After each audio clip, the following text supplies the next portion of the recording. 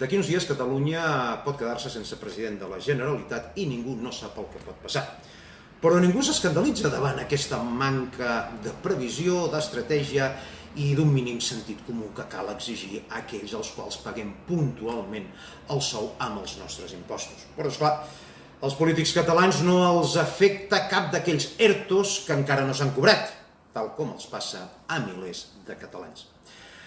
Quim Torra serà inhabilitat pel Tribunal Suprem i encara és l'hora que els votants i els contribuents sapiguem què diantre passarà.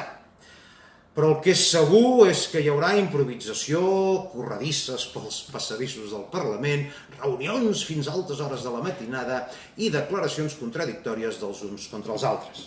En definitiva, serà un altre ridícul col·lectiu que ja ha encetat la CUP, tot proposant a Quim Torra com a president simbòlic. Així tindrem un president a l'exili, un president oficial que signarà els decrets i un president simbòlic. Realment això és un cas únic en la història de la política universal. I és que no saben anar més enllà del simbolisme, segurament perquè el contrari del simbolisme és la concreció, la determinació i la feina feta. Per això van fer una declaració simbòlica d'independència.